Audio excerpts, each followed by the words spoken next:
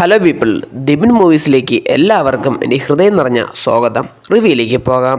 2022 PA പരഫൽ സംവിധാനത്തിൽ theatre വഴി പുറത്തിറങ്ങിയ ഒരു അനിമേഷൻ ചിത്രമാണ് ഞാൻ നിങ്ങളെ പരിചയപ്പെടുത്താൻ പോകുന്നത്.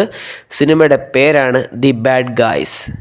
സിനിമ അത്യാവശ്യം കണ്ടിരിക്കാൻ പറ്റിയൊരു സിനിമയാണ്. സിനിമ കാണാൻ താല്പര്യമുള്ളവരാണെങ്കിൽ നെറ്റ്ഫ്ലിക്സ് വഴി അവൈലബിൾ ആയിട്ടുണ്ട്. സിനിമ അവിടെ കയറി കണ്ടു നോക്കുക. സിനിമയുടെ ഒരു പ്രധാന കഥയെന്ന് പറയുന്നത് ഇതൊരു തെഫ്റ്റാണ്.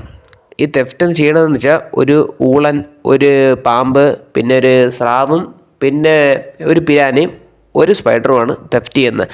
ഇവരാണ് ആ സിറ്റിയിലെ ഏറ്റവും വലിയ കൊള്ളക്കാർ, ബാഡ് ഗായ്സ് എന്ന് പറയുന്നത്. ഇവരെന്ത് കണ്ടാലും അവിടെ നിന്ന് എന്ത് സാധനം പൊക്കുമെന്ന് വെച്ചാൽ പൊക്കിയിരിക്കുക. അത് എത്ര വലിയ ടാസ്ക് ഉണ്ടെന്ന് പറഞ്ഞാലും അതൊക്കെ പൊക്കി അവരെ വിനോദത്തിന് വേണ്ടി ജീവിക്കുന്ന ഒരു കൂട്ടം ടീംസാണ്. അപ്പോൾ ഇവരുടെ കഥയെന്ന് പറയുന്നത് ഈ ബാഡ് ഗായിൽ നിന്ന് ഗുഡ് ഗായിലോട്ടുള്ള ട്രാൻസ്ഫോർമേഷൻ ആണ് സിനിമയുടെ പ്രധാന കഥ ചർച്ച ചെയ്യുന്നത്. പക്ഷേ അവിടെ ഒരു ട്വിസ്റ്റൊക്കെ ഉണ്ട്. ആ ട്വിസ്റ്റൊക്കെ നിങ്ങൾ കണ്ട് മനസ്സിലാക്കിയാൽ മാത്രമേ ഹെവി ആകുള്ളത്തുകൂടി. ഞാൻ ഇതൊരു കോമഡി, നല്ല കോമഡി ഉണ്ടെന്ന് പറഞ്ഞ് കണ്ട സിനിമ, പക്ഷേ കോമഡി കുറവാണ്. നല്ല റൈറ്റിങ്, നല്ല കഥയും, പിന്നെ അവരുടെ ഇമോഷൻസ് ഒപ്പിയെടുത്തിട്ടുണ്ട് ഈ ഡയറക്ടർ.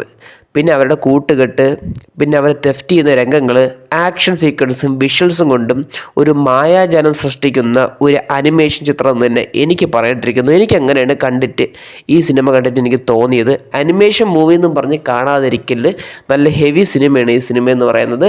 ഈ സിനിമ കാണാൻ താല്പര്യമുള്ളവരാണെങ്കിൽ നെറ്റ്ഫ്ലിക്സ് വഴി കാണാൻ ശ്രമിക്കുക. എനിക്ക് ഈ സിനിമ കണ്ടപ്പം അത്യാവശ്യം തരക്കേടില്ലാത്തൊരു സിനിമ, എനിക്ക് ഇഷ്ടപ്പെട്ടു സിനിമ.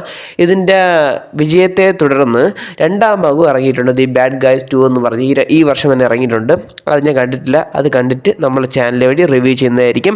അപ്പോൾ ഇത്രയൊക്കെ ഉള്ളൂ ദി ബാഡ് ഗായ്സ് എന്ന് പറഞ്ഞ സിനിമയെക്കുറിച്ച് എനിക്ക് പറയാനുള്ളത്. വീഡിയോ ഇഷ്ടപ്പെട്ട് ഞാൻ ലൈക്ക് ചെയ്യുക, ഷെയർ ചെയ്യുക, സബ്സ്ക്രൈബ് ചെയ്യുക. വീഡിയോ കണ്ടതിന് വളരെയധികം നന്ദിയുണ്ട്.